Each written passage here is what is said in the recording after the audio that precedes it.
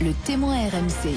Bonjour Elisabeth Quissac, merci d'avoir accepté notre invitation ce matin. Votre avocat d'ailleurs Antoine Vey est également présent sur ce plateau. Bonjour.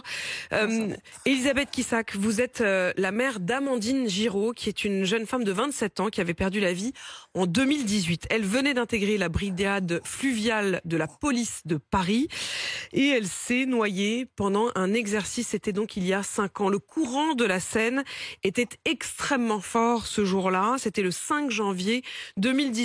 C'est la première fois que vous prenez la parole, madame, et pour vous, votre fille n'aurait tout simplement jamais dû participer à cet exercice de plongée ce jour-là.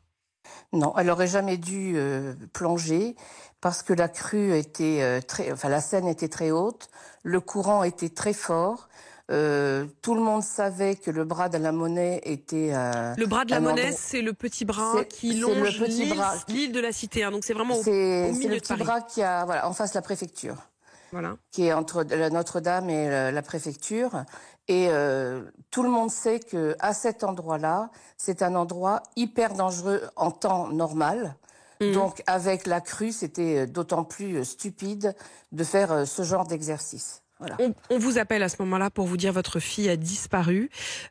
C'est très peu de temps après qu'elle ne réponde plus au bateau. On vous dit elle est sous l'eau. Et les recherches pour retrouver le corps de votre fille, il y en a eu. Mais là aussi, vous estimez que tout n'a pas été fait pour la retrouver? Non, les recherches ont eu lieu le jour même. Le commissaire qui m'a téléphoné m'a dit elle a disparu, mais ne vous en faites pas, il lui reste 1h30 d'autonomie dans sa bouteille d'oxygène. Donc ils ont cherché, mais ils ont été ennuyés par le courant, par le froid, par la crue. Même eux ont été mis en danger, les sauveteurs. Ils ont recherché le lendemain et après ils ont dit non, c'est plus la peine de chercher. Ils n'ont plus plongé. Ils avaient interdiction de plonger. Ils n'ont plus plongé, ils n'ont plus recherché le corps. Le corps de votre fille a finalement été retrouvé, mais parce qu'il est, au fond, revenu à la surface de lui-même. Hein. Tout à fait. Il est remonté parce que la Seine avait donc baissé, qu'un bateau, je ne sais pas quel style de bateau, mais un bateau est passé et avec son hélice a accroché la corde de ma fille qui était attachée à ma fille et emberlificotée dans de la ferraille au fond de l'eau. Donc, le fait d'avoir détaché la corde, le corps de ma fille est remonté. Ce n'est pas eux qui l'ont retrouvé. Ils l'ont retrouvé, elle est remontée quasiment au même endroit où elle était partie. Quoi. Alors qu'on vous avait dit, on arrête les recherches, puisque de toute façon, le corps de votre fille doit être dans la Manche depuis belle lurette. C'est ça, voilà. Je cite donc le commandant que vous aviez eu au téléphone. Elisabeth Quissac, est-ce que vous estimez que votre fille avait une expérience suffisante, une expérience de plongée suffisante pour pouvoir faire des exercices dans un terrain aussi mouvementé et compliqué que ce jour-là? Alors, ma fille avait eu son diplôme 3 semaines avant. Elle avait fait quelques plongées avec son équipage et il était bien notifié que Amandine devait être encadrée parce qu'elle manquait d'assurance et qu'il fallait absolument qu'elle soit toujours en binôme pour approfondir son métier. Ce qui n'a pas été le cas, puisque les deux autres policiers qui étaient avec elle, eux, sont restés sur le bateau. Elle a plongé seule. Elisabeth Quissac, je me tourne aussi vers votre avocat, Antoine Vey. Antoine Vey, vous qui êtes donc l'avocat d'Elisabeth Quissac, les policiers font l'objet d'une enquête. Est-ce qu'il y a eu des sanctions ? Alors, l'enquête, elle est pénale parce que on considère que c'est un homicide involontaire. Et il y a eu la mise en cause par le biais d'une mise en examen et d'un renvoi devant le tribunal correctionnel de 2 policiers.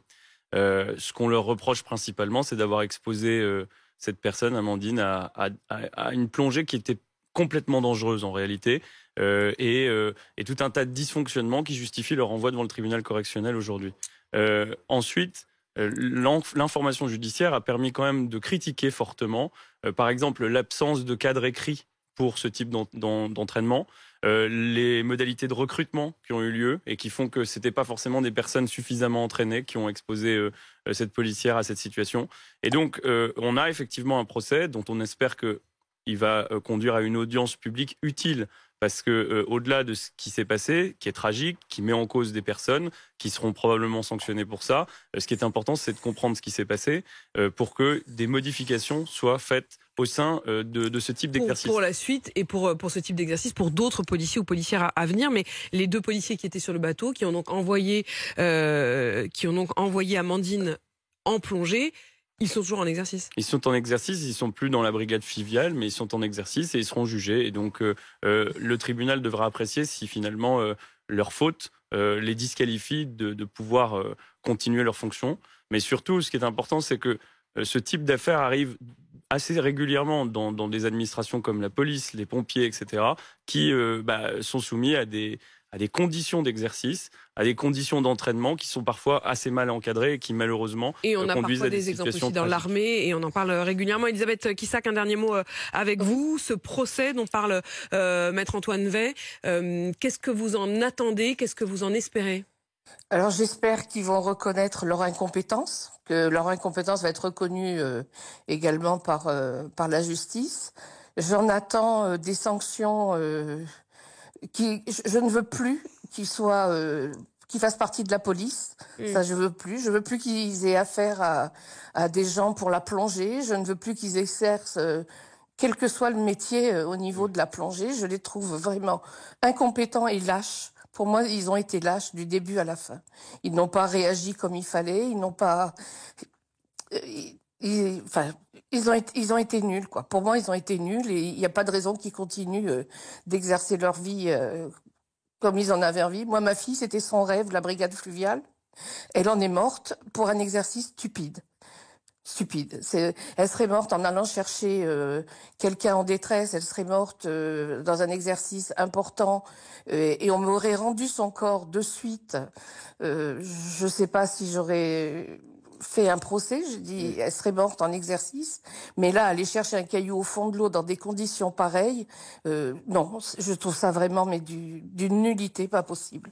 Donc j'attends vraiment des sanctions forte. Merci madame, merci pour votre témoignage. Elisabeth Kissac, donc le témoignage à propos de votre fille, Amandine Giraud. Amandine Giraud qui avait donc 27 ans. Merci maître Antoine Wey d'avoir accompagné votre cliente ce matin.